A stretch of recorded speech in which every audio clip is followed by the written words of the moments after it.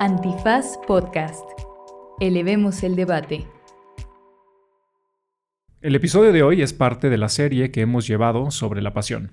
Y hoy vamos a platicar sobre la relación entre pasión y movimiento, de cómo la pasión puede afectar a tu ánimo y ser la causa que te impulsa a moverte y que te impulsa a vivir. Nuestra invitada de hoy es Gabriela Carrillo, arquitecta, chilanga y mamá de Paulo Facio. Gaby supo desde muy chiquita cuáles eran las cosas que le apasionaban, y si hay alguien que se mueva o que digamos que su pasión la mueve constantemente es Gaby. Entonces no hay mejor invitada para platicarnos sobre esto hoy. Este va a ser el episodio 100 de Banal, porque Gaby no quería ser el 99, quiere ser el 100. Agarren su escalímetro porque este es el episodio 100 de Banal, el de Gaby Carrillo. Nuestra invitada de hoy es Gabriela Carrillo, arquitecta chilanga y mamá de Paulo Facio, quien desde muy pequeña, o por lo menos así me lo contaste, supo qué es lo que le iba a apasionar. Entonces le pregunté antes a Gaby si quería que yo cantara sus éxitos y sus loas. Bueno, sí me gustaría que cantaras.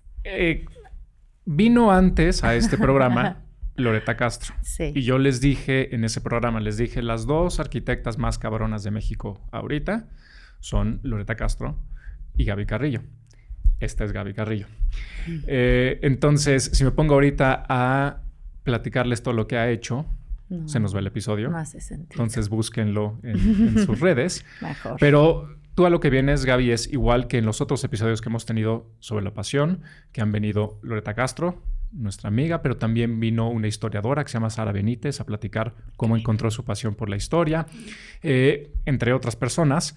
Y Bea Guillén, que es reportera del País, que también nos platicó cómo le hizo para encontrar su pasión por el periodismo. Y ahora te toca a ti, preparando un poco el programa. Tú me contaste que en realidad ese momento en el cual de alguna manera sabías que lo que te iba a apasionar era, dicho de una manera muy general, la arquitectura, fue desde muy pequeña. Entonces, Sí. vas. Bueno, yo, para empezar, he de decir que tengo 25 años haciendo arquitectura, diseñando. Soy diseñadora al final.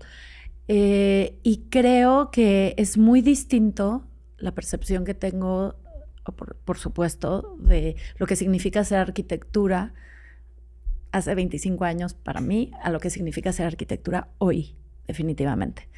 Entonces, ahora pienso, pues seguramente lo que significaba para mí hacer arquitectura hace 45 años, ¿no? Teniendo yo 2 o 3 años, yo tengo 47 años, era completamente distinto y no era capaz de entender que eso se iba a parecer a la pasión que se iba a volver esta pieza nodal de mi vida, ¿no?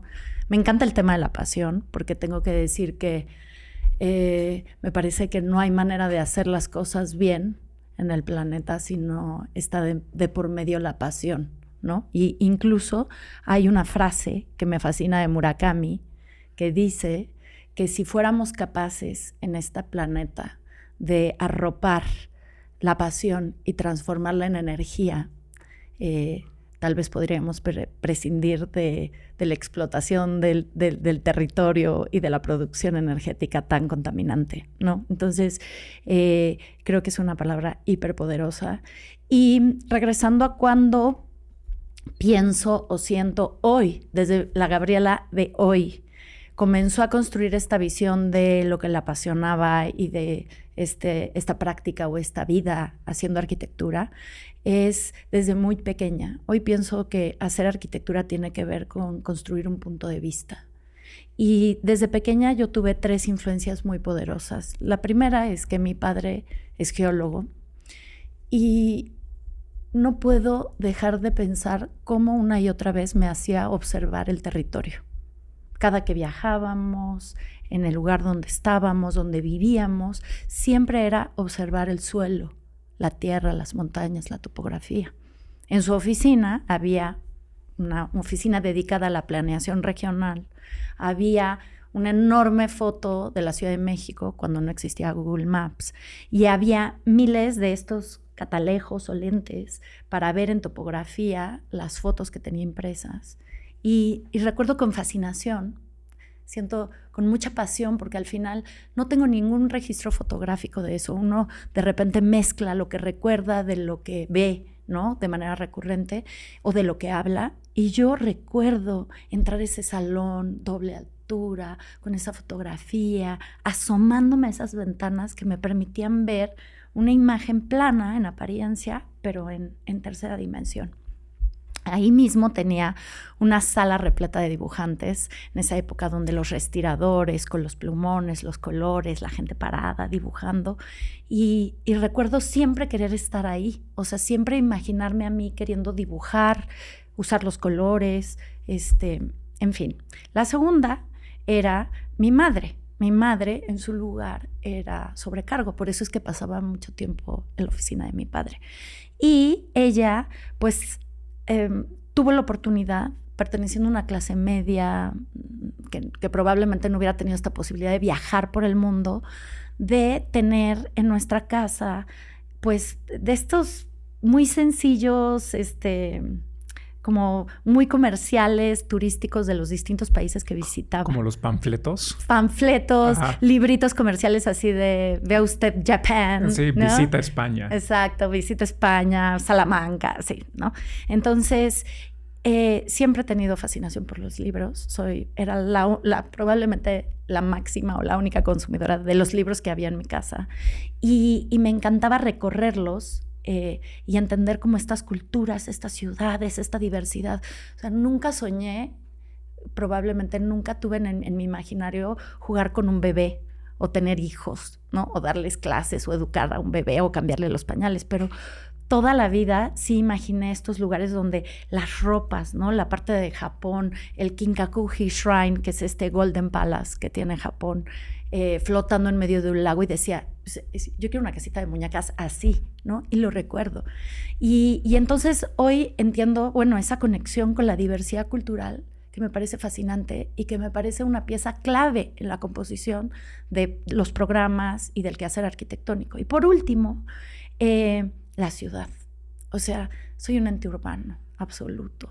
Entonces, desde muy pequeña, bueno, mis padres decidieron comprar, o sea, después de vivir en la del Valle, decidieron comprar un terreno en un fraccionamiento de estos gated communities, que no me gusta nada.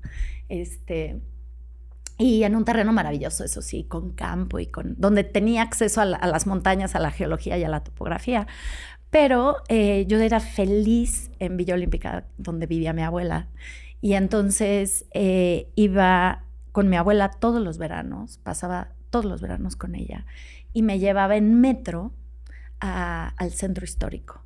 Y entonces recuerdo esta emoción otra vez de decir, ¿cómo estoy? ¿Dónde llego? ¿Cómo entro en un lugar y salgo en otro? O sea, otro tipo de transporte que no fuera el automóvil, caminar por el centro histórico, descubrir los palacios. O sea, y al final pienso que esos tres lugares, pues sí, de alguna manera son absolutamente lo que para mí hoy representa la carne del quehacer arquitectónico. Pero si alguien te oyera ahorita, Gaby, diría, a ver, quizá no me están cuadrando todavía las cosas, porque primero hay una influencia, al parecer, de la geología, un papá geólogo, esta imagen grande de la ciudad, de dibujantes y de ese ambiente de oficina que te encantaba o que te impresionaba. Luego dices, por el lado de tu mamá, una idea del extranjero, de lo exótico, de estar viendo cosas nuevas, lugares nuevos, etcétera, aunque fueran libros y en panfletos. Y por último, de nuevo esta comunidad de ciudad, pero más bien tú como transportándote en ella a través del metro. En una perspectiva muy tradicional sobre lo que es la arquitectura, pues, eso no es arquitectura, o cómo te llevó eso a la arquitectura, o sea, me falta algo, ¿no? ¿Por qué no fue socióloga? ¿Por qué no fue geóloga como su papá o científica? ¿Por qué no fue urbanista? O sea, ¿cómo llegó a la arquitectura? Bueno, porque evidentemente en el transcurso del tiempo lo que sucedió es que llegando a la preparatoria, empecé que es cuando empiezas a hacerte la pregunta, ¿qué voy a hacer? yo decidí aceptar la invitación de mi maestra de biología en ese momento, Adelaida Sarucán, que es la esposa del en ese momento rector de la universidad, a visitar el campus universitario en la Facultad de Arquitectura, porque era muy amiga del director. Y nos invita a quienes creíamos que podíamos ser arquitectos a visitar este campus. ¿Y ahí qué pensaste? Porque me imagino que llegan al salón y dicen, a ver, ¿quién le entra? ¿Quién quiere ser? ¿Quién piensa que tal vez quiere ser arquitecta? ¿Por qué dijiste que sí ahí? ¿O fue nomás como, pues vamos a ver? Porque en ese semestre yo ya había llevado una primer clase, hablando ahí de la interpretación tradicional de lo que significa ser arquitectura, de dibujo técnico. Para ese momento yo tenía fascinación por las matemáticas, me encantaba la geometría, y empecé a trabajar en esta materia tradicional de preparatoria de dibujo técnico. Y todo esto te sigue orientando hacia ingeniería, ¿eh? O sea, matemáticas, geometría. La gente que va a arquitectura le huye a las matemáticas. O sea, están ahí porque son malos para las matemáticas. Pero bueno, entonces... No. Pero lo primero que el primer ejercicio que nos pide hacer el profesor dice, imaginen una casa... y dibújela a escala. Y obviamente yo hasta ese momento me había desconectado completamente de este proceso de saber qué quería hacer o qué me iba a apasionar. Y me emocionó mucho encontrarme entendiendo que yo podía imaginar espacios donde y cómo habitar trasladados a un papel, ¿no? Y que la escala tenía ese poder de lo que yo dibujara ahí, exactamente podía trasladarse a una realidad.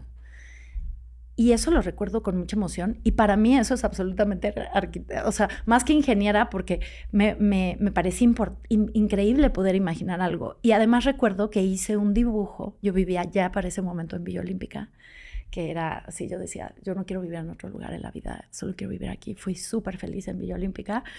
Y entonces decía, no puedo dibujar mi casa, porque no es una casa en medio de un paraje, pero lo que sí voy a hacer es que voy a conectar 3 departamentos. Entonces yo dibujé un departamento obviamente totalmente intervenido por mí, y conectando 3 departamentos, muy ambiciosa, quería una casa muy grande, 3 departamentos juntos en Villa Olímpica transformados, y después la azotea, que era de mis espacios favoritos. La azotea de Villa Olímpica para mí era como un gran vacío enorme, emocionante. Entonces yo siento que ahí sí hay como una cosa muy clara de, claro, yo quiero ser arquitecta. A ver, pero voy a tratar de como empujarte un poquito aquí, porque el paso me falta y no sé si estoy siendo demasiado exigente con tu memoria. Sí. Pero me encanta la idea de que tu profesor o profesora de dibujo... Profesor. Tu profesor de dibujo... Que era arquitecto. Que era arquitecto. Sí. ¿Te pidió que tú dibujaras la planta de tu casa? No. No. Que para el dibujo que teníamos que hacer, yo tenía que dibujar una posible casa, mi casa. Una posible casa. Sí. Ok. Pero ahí de lo que dices hubo como un proceso de imaginación y transformación que quizá en otros alumnos y alumnas no había. Bueno, la parte extraña es que yo, en vez de dibujar una casa, dibujé 3 departamentos juntos, ¿no? Es lo que te digo. Es decir, se da una instrucción, por decirlo de alguna manera, a chamacos y chamacas de preparatoria y tú, por alguna razón, no solo no haces exactamente lo que te pidieron, sino tienes una idea o tienes algo que te impulsa a hacer algo completamente distinto de lo que te habían pedido hacer. Sí. Pues siempre he sido un poco rebelde. O sea, sí tengo que decir una cosa importante. En mi formación, yo vengo de una educación, de una familia tradicional, relativamente conservadora, católica, clase mediera, con una formación, pues sí, o sea, con una familia queriendo sí, no teniendo mucho dinero, pero sí queriendo darle la mejor educación a sus hijos. Y durante mi primaria yo estudié en una escuela muy exigente y muy dura, y yo siempre fui muy dura conmigo. O sea, en el sentido de me exigía, me encantaba ser el primer lugar, me encantaba, he sido muy competitiva y la escuela además me empujaba a ello, ¿no? Y muy, muy exigente conmigo misma también.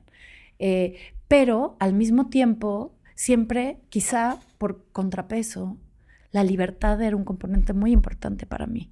O sea, y entonces ha sido una pregunta que me he hecho recurrentemente en mi vida. O sea, ¿cómo logro ser libre? ¿No? ¿Cómo logro ser libre? Probablemente porque siempre me sentí un poco atrapada, incluso de mí misma, de quererme presionar a hacer las cosas muy bien, a estar siempre a la delantera, ¿no? Y luego esa exigencia de la búsqueda de la libertad, bueno, después estudié la Moderna Americana, que es una escuela bastante exigente también, y de presión.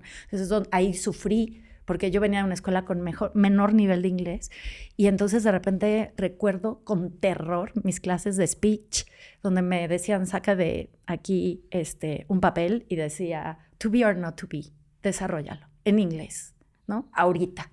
Y yo, miércoles, o sea, tengo 13 años y no me pidas hacer esto en inglés aparte frente a mis compañeros. Y siento, o sea, recuerdo el terror que tenía por hacer eso, pero sobre todo porque tenía terror a hacerlo mal. Entonces, este tipo de cosas donde todo el tiempo yo me presionaba a mí misma y mi entorno me presionaba, siempre había el contrapeso de la libertad. O sea, de preguntar, ¿cómo puedo ser libre? ¿Cómo puedo ser libre? ¿Cómo puedo ser libre? Y es que es interesante porque es interesante. La geología no te deja ser libre. No. Con todo respeto No. al señor Carrillo, Por supuesto que a quien no. estimamos y que nos alojó en su casa en Acapulco recientemente. Saludos. Es una ciencia dura, por decirlo de alguna manera, y no hay libertad. Exacto. En el urbanismo quizá un poco más, pero no tanto. También, en las ciencias sociales no tanto, las matemáticas. Y en la arquitectura sí, en el dibujo, no sé si tiene que ver con tu experiencia con el dibujo, pero en el momento en el que estás dibujando, hay una cierta libertad, una cierta apertura a que puede pasar lo que sea. Puede pasar lo que sea. No estás regido por nada como si lo estás regido en otras ciencias o en otras artes y quizá ahí tiene que ver algo con esto que platicas de la libertad, ¿no? Sí, aunque he de confesar que no soy muy diestra dibujando. De hecho, ha sido años de entrenamiento, porque es cierto que se entrena uno para hacer las cosas, como dibujar. Paréntesis, siéntanse muy bien, alumnos y alumnas de arquitectura que no dibujan muy bien. Malísima. Gaby lo logró dibujando no, sí. En un principio no tan bien. Yo siento que no dibujo bien, ¿no? Pero tengo una voz. Pero o sea, tiene voz mis Es que fíjate, dibujos. Gaby, dibujar bien es... ¿Qué es dibujar bien? Es dibujar limitado, es que te pongan reglas. Claro. Es decir, un buen dibujo técnicamente es un dibujo no libre. Correcto. Y a ¿No? eso es a donde iba yo. O sea, yo gozaba hacer mis dibujos técnicos, mis planos. O sea, era torpe probablemente haciendo un croquis, pero haciendo estos dibujos perfectos, medidos, controlados, ordenados, limpios. Pues ahí era donde funcionaba, ¿no? Y en la libertad era donde fallaba. O sentía que, pues no tenía ni las habilidades, ni nunca dibujé bien perspectiva, la acuarela era muy torpe, o sea, en realidad. Pero regresando a esta construcción de libertad, para mí, o sea, comencé diciendo, voy a liberarme de mi madre. Te voy a interrumpir porque Sí. lo pensamos al revés. Entonces, es muy interesante que tú dices que digamos que el rigor del dibujo técnico a ti te permitía liberarte porque reducía un poco la exigencia que tendrías cuando te dijeran nomás como haz un dibujo creativo o haz algo por el estilo. Puede ser, definitivo. O sea, me daba terror. Que te digan, dibuja, te da terror, pero si te dicen, a ver, aquí están las reglas, haz así. Tú sabes que quieres dibujar, pero así se hace, Claro. síguelo. Pero también pienso que un poco la arquitectura, también por eso no soy un artista, ¿sabes? Porque la arquitectura al final siempre tiene reglas atrás. O sea, a ver, se tiene que construir, ¿no? Regla número 1. Regla número 1. Pero no tan rígido. Tiene que escurrir el agua por algún lugar, ¿no? Pues esa regla no necesariamente la cumplen muchos arquitectos y arquitectas, bueno. pero sí. Esa es nuestra pesadilla, ¿no? Pero tiene que poderse habitar. O sea, si un espacio no es espacio si no hay quien lo habite, ¿no? Tienes que caber por la puerta. Es una escultura. ¿No? Tienes que caber por la puerta, dice Kant, ¿no? Poder entrar o salir. Para ti empiezas a encontrar un lugar en el cual te permite ser libre, pero con ciertas que no requiere que yo sea un genio. Exacto. Y que no requiere que yo tenga una destreza específica, porque al final, a partir de ciertas reglas, me va dirigiendo a, claro, tengo que observar el territorio porque voy a trabajar aquí. Claro, tengo que entender quién lo habita, cuáles son las prácticas, los usos, las costumbres, para poder acercar un programa, ¿no? Y a partir de entender eso, yo ahora puedo trazar unos puntos de rebeldía, ¿no? Y ahí es donde iba a regresar al tema de la libertad y decir, yo me quería liberar de no tener que depender de mi madre. Y entonces era parte, o sea, en algún momento en la rebeldía de la juventud, yo dije, yo no quiero depender de mi madre económicamente. Entonces me saqué una beca para estudiar la Moderna Americana. Después dije, perfecto, voy a la UNAM, tengo que pagar 50 centavos al semestre, no tienen que pagarme una escuela. Y al final mi libertad empezó a construirse a partir de esas pequeñas cosas. Y cuando entré a arquitectura, dije, soy libre. Es fuerte eso. La teoría moderna de la arquitectura es muy dispar, pero quizá coincide siempre en una cosa, que sería esta idea de la arquitectura como un arte o una ciencia media. Es decir, que nunca puede tener la idea de libertad que tienen quizá otras artes plásticas, pero que tampoco tiene o no debe de tener el rigor que tendrían ciertas técnicas. Es decir, que siempre estás mediando entre técnica y libertad. Y tú entras a la facultad y lo que encuentras es libertad. Libertad total. Cuando la mitad de mis compañeros estaban sufriendo, diciendo, estamos encarcelados, amarrados con una BlackBerry al respirador, ¿no? O sea, tú entraste y día uno lo estabas disfrutando. O sea, y lo recuerdo con esa emoción, con esa claridad y con esa felicidad absoluta. Claro. Hoy pienso que la arquitectura sigue siendo un instrumento muy importante para mi libertad. O sea, es un lugar que me permite soñar, imaginar cualquier cosa, cualquier tiempo, cualquier sitio. O sea, es muy poderoso. Cuando estábamos preparándonos para este episodio, tú me mandaste un boceto, un dibujito que tú dices que hiciste a los 3 años. 4.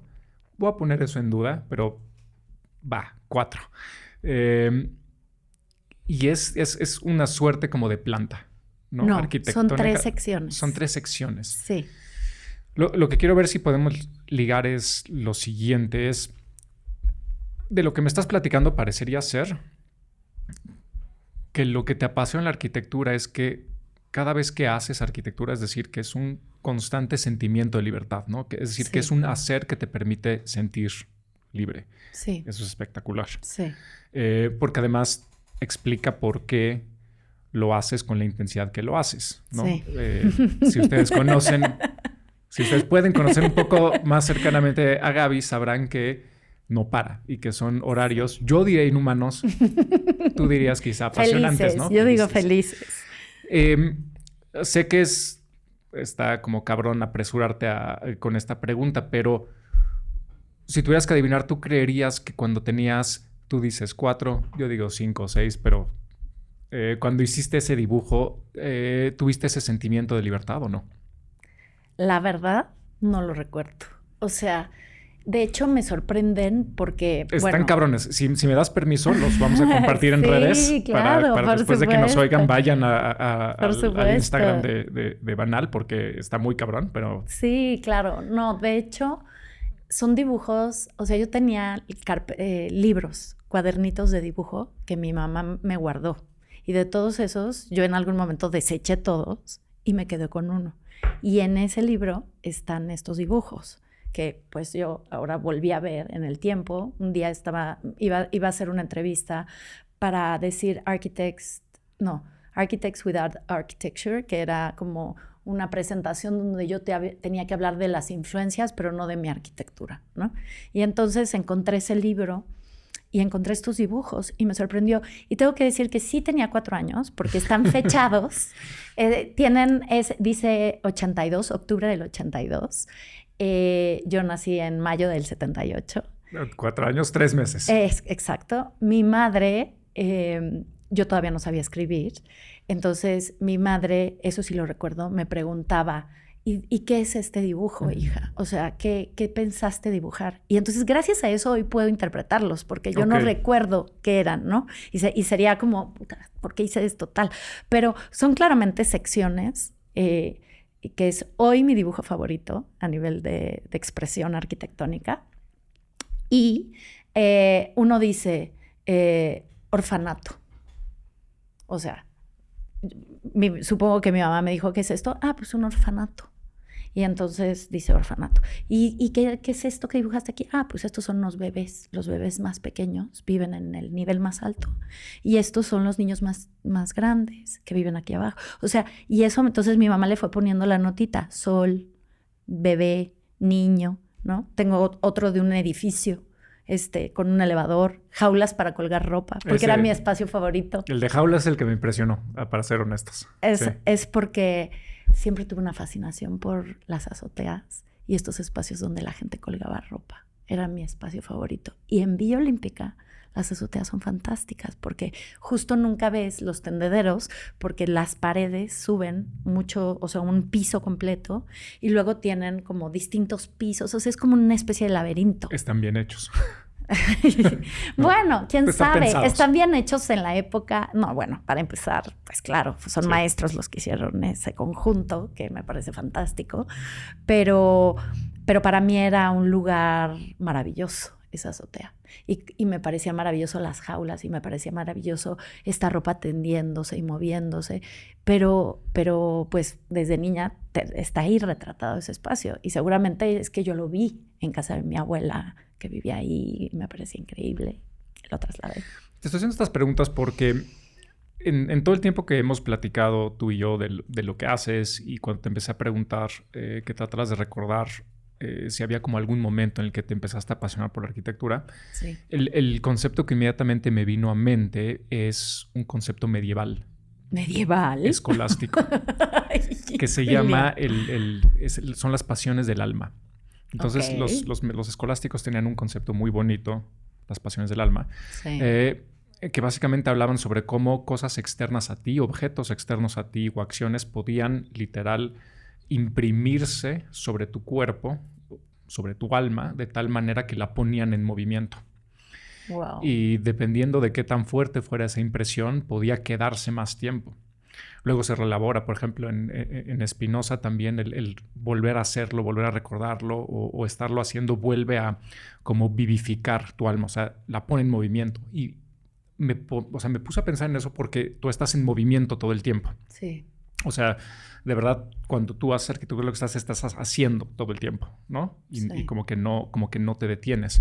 Entonces, te hago estas preguntas porque lo que quería llegar a pensar es si quizá, y ahorita lo decías un poco con el dibujo, si quizá es esa acción de proyectar en dibujo, no por no decir que no te apasionen otras cosas, pero ese momento en el que estás dibujando, si quizá cada vez que lo haces, vuelve a traer a cuenta o vuelve a vivificar esas afecciones que tenías como niña, como adolescente en la facultad, bueno, como adolescente en la preparatoria y luego en la facultad, y que constantemente te dicen, a huevo, esto es lo que me gusta, y entonces te empujan a seguirlo haciendo. O sea, literal, como que yo necesito saber qué chingado se empuja a Gabriela Carrillo, porque los horarios que manejas no son humanos.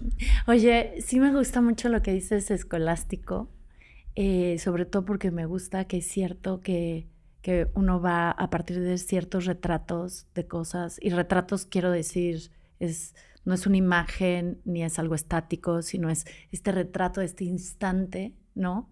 Vas trasladándolo a otros sitios, porque además ahorita que decíamos lo de las jaulas de colgar ropa, ese dibujo el que lo hice a los 4 años, según mi mamá, y no recuerdo por qué, pero supongo que las únicas jaulas que pude haber visitado eran las de la casa de mi abuela, que después, ignorando este dibujo, después hice este dibujo de la preparatoria de esa azotea con esas jaulas también, y después, años después, puse a mis alumnos un ejercicio de hacer una casa para un personaje, el que ellos eligieran, en esa azotea.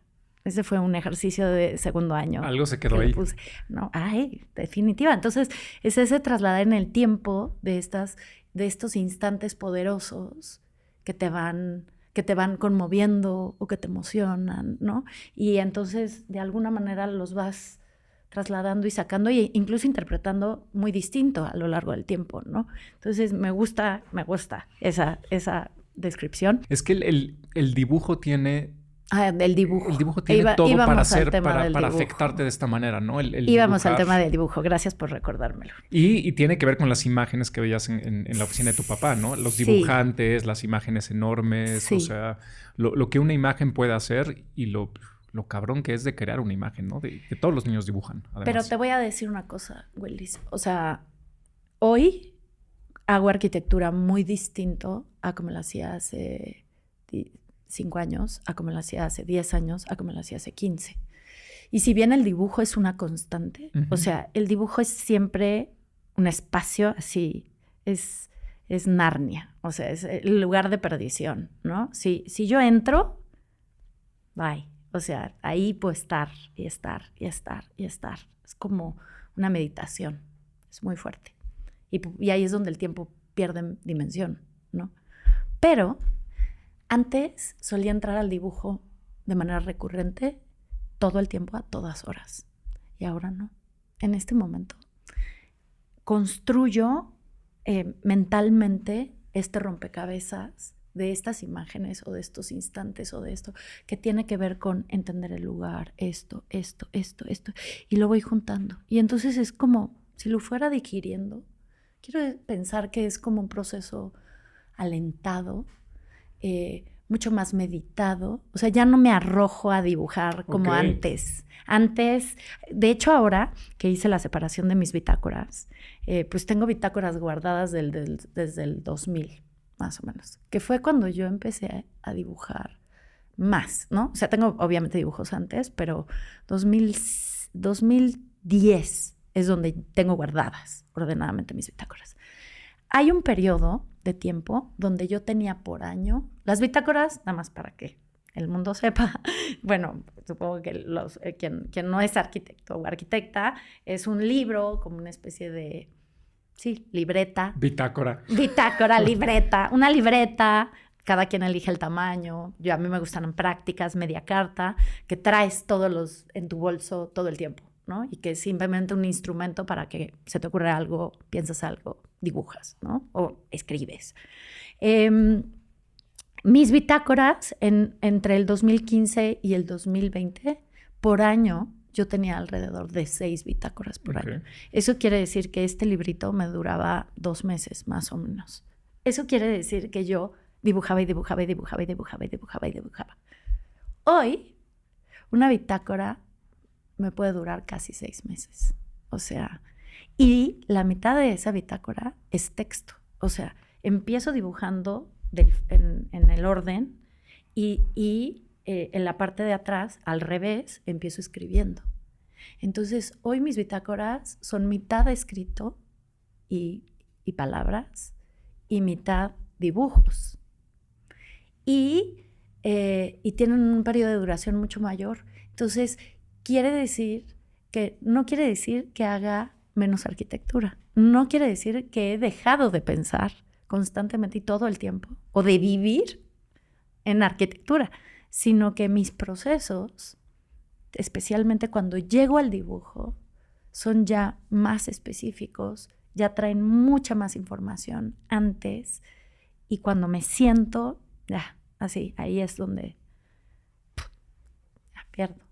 ¿Y ya no tienes momentos como de impulso de dibujo? No. ¿Ya no? Soy bastante más... O sea, sí tengo estos impulsos y lo tiro en cualquier lugar, no me importa. Pero no tanto como antes. Pero ahora como que lo reservo a decir, voy a hacer uno concentrado, profundo, detallado. O sea, antes viajo mucho. Entonces, por ejemplo, iba en este periodo que decía, iba una vez a la semana a Careyes, ¿no? Tomaba el vuelo de las 6 de la mañana. Entonces me sentaba en estos avioncitos de reguilatito y todo el mundo venía dormido y yo iba dibujando. O sea, ya, porque no podía ya dormirme. Todo así, ¿no? Porque el turboprop Además, ya tenía yo unas habilidades para dibujar lo que fuera. Y dibujaba. De hecho, uno de los formatos que me gusta mucho es la doble carta, porque en plano, con un sketching paper doble carta, que es este papel transparente, pues yo cabe perfecto en la mesita del avión. Y entonces era espacio increíble porque yo me ponía a dibujar. Y hoy digo, o sea, no, necesito también detenerme. O sea, necesito ver una película, necesito leer un poco más de libros. Siempre he leído, pero ahora estoy en un club de lectura. Entonces, por mucho tiempo me enfoqué muchísimo en leer teoría, todo lo que tenía que ver con arquitectura. Y ahora he decidido que es importante leer, retomar las novelas y todo el tiempo estoy pensando en arquitectura, pero al final alimentar lo que hago desde esos otros lugares, porque lo que sí ha cambiado mucho es que toda la vida he sido muy arqui, o sea, no soy música, no tengo otras habilidades, o sea, cuando me preguntan qué haces, no soy deportista tampoco, o sea, ¿qué te gusta hacer? Pues me gusta dibujar, o sea, ¿qué más haces? ¿No? Siempre soy así muy arquitecta, y creo que en los últimos 10 años he entrado en un proceso de construcción, de ese enfoque absolutamente arquitectónico, donde me interesa ver las plantas, me interesa más dedicarle 30 minutos a la mañana al jardín que tengo, a observar cómo crecen las plantas, donde hay nidos, si ya salieron flores, si tengo que quitar plantas viejas. O sea, me parece que en esas pausas hoy encuentro espacios mucho más jugosos para el trabajo que quiero hacer. Pero dirías que dibujar pierde o ha perdido su capacidad de afectarte, o que simplemente en la medida en la que cada dibujo, quizás son menos, pero como cada dibujo es más pensado, es más intenso, o sea, necesitas dibujar menos para seguir. O sea, son menos la cantidad de dibujos que necesitas para que te siga impulsando. No, yo creo que sigo dibujando igual. Uh-huh. O sea, pero a lo que voy es el cómo lo hago. Antes era como así un despliegue de dibujar eternamente. Y hoy me tengo que concentrar, tengo que sentarme, tengo que decidir. O sea, pues lo que te decía. Y ahí hay mucho dibujo, mucho. Cada dibujo ahora es un dibujo más intenso, o sea, más cargado, que tiene mucho más... Definitivamente. Mucho más pasión cada uno de los... ¿no? No que tú tengas tiempo. Menos, sino que está concentrado en un objeto. Sí, y tiene más tiempo no solo en el dibujo, porque dibujar no es solo trazar. Dibujar es imprimir lo que estás pensando o lo que te esté emocionando en un papel. Y eso implica mucho tiempo de detenerse. O sea, implica observar. O sea, dibujo y me echo para atrás. Y entonces, esas pausas estás dibujando, porque estás al mismo tiempo conectándolo con cómo se va a ver, dónde va a entrar la luz, cómo va a caminar la persona, se va a sentar, no, va a pasar el viento, no va a pasar. Entonces, ahí te echas para atrás y estás dibujando, pero no estás trazando, ¿no? Entonces, creo que es un otro camino, y entonces sí, cada dibujo puede ser hoy que esté mucho más cargado de información, no solamente de tiempo, sino incluso de tiempo en el tiempo, de toda la información administrada para cuando llega ahí. Está muy bonito, porque si bien esta serie lo que estamos tratando de hacer es para todos estos alumnos y alumnas, tuyos y míos, pero otros lugares que creo que coincides conmigo, a veces se sienten poco apasionados, y no les estoy echando la culpa, como ya lo hemos dicho, el contexto tampoco da para que estés así muy de qué chingón están las cosas. Correcto. Pero lo que me parece interesante lo que dices es que tú también estás controlando, o estás tratando como de controlar esas fuerzas que quizá en otro momento te movían de una forma más caótica, pero son fuerzas que ya están ahí. Sí. O sea, siento que estás en la posición exactamente opuesta a alguien desapasionado, sino que al parecer lo que estás tratando de hacer es controlar un exceso de fuerza, un exceso de movimiento. Pero al final del día el problema que tenemos con nuestros alumnos y alumnas no es un exceso de energía, no es un exceso de movimiento, sino una falta de movimiento. Entonces yo sé que les dices cosas ahí, pero ahorita que estamos platicando de esto tú y yo, y en relación con tu experiencia, Sí. ¿Tú qué dirías que está faltando ahorita? Y ya sé que es una generalización enorme, pero si tuvieras que hacer una generalización enorme es... ¿Tú por qué estás viendo esta apatía? Porque sé que la ves conmigo, quizá no con la misma intensidad que yo la veo. Sí, no. Pero sí existe. Soy más optimista. Eres más optimista, pero sí existe. ¿Y qué crees que ha cambiado? ¿Crees que tú fuiste afortunada simplemente o crees que algo ha cambiado en general? O sea, yo creo que el mundo ha cambiado muchísimo de cuando yo empecé a hacer arquitectura a el día de hoy, ¿no? Y definitivamente las fuerzas de lo que está sucediendo en el mundo pues transforman pues las generaciones, las formas de habitar, la percepción. Creo que estamos en una época oscura, si tengo que decirlo. O sea, a pesar de que soy extremadamente optimista, es una época oscura porque pues todo lo que políticamente está sucediendo en el mundo, el tema de la escasez de recursos, la crisis migratoria por muchas razones en el planeta, a nivel planetario, todo el tema del cambio climático, pero visto desde estas tragedias, inundaciones, sismos, también este mundo estresado, ¿no? Estresado de tanta información, tan difícil administrar tanta información. O sea, cuando yo tenía la edad de nuestros estudiantes, no tenía la cantidad de información que ellos tienen. El otro día estaba viendo, hay unos dibujos que me gustan mucho y siempre se me olvida el nombre del arquitecto, por eso me da pena citarlo, pero te mandaré el nombre para que tú lo incluyas. Leyendo un texto, un libro, donde un gran maestro moderno visita por primera vez Katsura, que es este palacio real maravilloso en Kioto, uno de los edificios más espectaculares que yo conozco hoy y que es tan moderno y contemporáneo, más bien tan contemporáneo como quisiéramos hoy hacer arquitectura. O sea, es brutal, ¿no? Abstracto, silencioso, poderoso, geométrico, inteligente.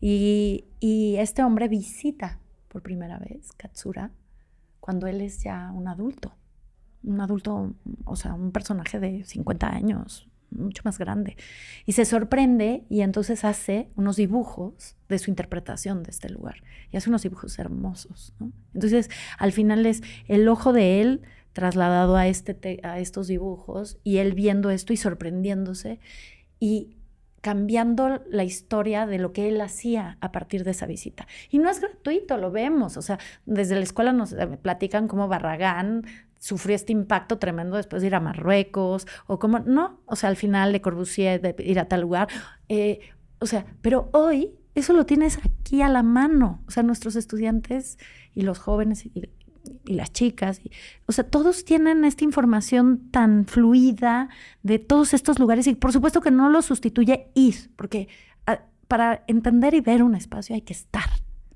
Todavía yo no creo hoy que la tecnología ha logrado la posibilidad de ponernos en un lugar y eso es la arquitectura. O sea, la arquitectura hay que vivirla, hay que meterse en ella, hay que sentarse, hay que detenerse. Pero estos estudiantes tienen una cantidad de información tan gigantesca y tanta que yo creo que también es angustioso. Es que es justo esto no lo hemos tocado en ninguno de los episodios sobre la pasión, pero lo que padeces, lo que te apasiona, puede vivificarte, sí puede llevarte a moverte, a vivir, a ser feliz. Eso es Spinoza, por ejemplo, pero también te puede llevar a entristecerte, a dejar de moverte, a quitarte tu libertad. No quería meterme en todo ese pedo, pero justamente la pasión y la libertad son vitales para la idea de del movimiento y del afecto en Spinoza. Pero estas generaciones ahorita sí creo que el 90% de las imágenes que padecen, que les llegan, que los están chocando, como tú dijiste ahorita muy bonito, que los están impactando, no vivifican, o sea, No. te entristecen. Claro. No te dan ganas de ir y hacer, te dan ganas de quedarte y no hacer y no moverte, y eso está cabrón. Pues sí, porque al final es como... y además se conecta al famosísimo entre más sé que no sé nada, ¿no? O sea, es porque entonces ya sabes que eres ignorante, que tienes tanto que visitar, que tienes que... O sea, yo creo que la información a cuentagotas es poderosa en ese sentido, porque está dosificada. Y eso lo ves con los niños, ¿no? Tú no puedes decirles... cuando tienes que hablarles de sexualidad, no les puedes decir, sí, entonces hoy en día hay los trans y están también los tal y tal. O sea, a ver, es parte de una realidad, pero tú no puedes soltarla toda. O sea, tienes que ir poco a poco. Y ese poco a poco, cuando hay un libro precioso para niñas y niños, que es la parte fantástica de tener hijos e hijas, yo me clavé, o sea, justamente cuando mi hijo nació, abandoné la lectura, la literatura, la arquitectura leída y me clavé en los libros de niños y niñas, ¿no? Entonces compraba y solo me metía a las librerías y era lo único que compraba. Y hay un libro muy famoso que se llama El de las emociones. Y es un libro donde tú dirías, ¿para qué? ¿No? Es un libro con un monstruo de colores y al final se traduce el color del monstruo en una emoción, ¿no? La tristeza es azul, la emoción es la alegría, o el amor es rojo, el aburrimiento es amarillo, ¿no? Ahora en las películas estas de Walt Disney salen, pero esas películas pues no existían, pero este libro es un clásico y tú dirías, ¿por qué necesitas explicarle a un niño cómo se siente? ¿Por qué debería de él entender lo que estás sintiendo cuando de repente solamente sientes ganas de llorar, de repente estás enfurecido, ¿no? O sea, y asumimos que deberían de entenderlo, ¿no? Pero justo el tema del monstruo es que dice, tú no sabes lo que sientes. Si tú no sabes lo que sientes, no puedes colocarte y asumir esa posición y decir, ahí estoy, y la voy a aceptar, hoy estoy triste, y la tristeza es así, y esa va a ser un motor o una energía para salir, ¿no? Entonces yo siento aquí que esta cantidad de información lo que hace es que justamente estés como el monstruo con los miles de colores. O sea, no sabes si estás triste, no sabes si estás enojado, no tienes la capacidad de ordenarlo a nivel de emoción, a nivel de cuerpo, a nivel de espíritu, y entonces pues eso debe ser terrible, ¿no? Pues qué mejor manera de acabar. Ya sabes que yo me echaría otras 2 horas platicando contigo sobre esto, pero muchas gracias por venir. Muchas gracias. Busquen todo el trabajo y todo lo que hace Gaby Carrillo en sus redes. Ella es Gaby Carrillo, está creo que como Gaby Carrillo, ¿no? Gab Carrillo en y tu Instagram. T.Gabriela Carrillo. Taller Gabriela Carrillo. Ajá, Taller Gabriela Carrillo. Miles de premios. Colectivo C733, que es este colectivo de 4 oficinas. Viajan por todo el mundo, los alaban, les dan premios. Todo lo pueden ver ahí. Pero donde mejor trabajan es en la UNAM. Sí, en las clases. Estudio RX, muy importante, también en la Facultad de Arquitectura de la UNAM. Muchas gracias por venir. Gracias, amigo. Y muchas gracias a todos y todas las que nos escuchan. Nos volvemos a escuchar en 2 semanas. Y a ver, ahora, en 2 semanas, aquí en Banal.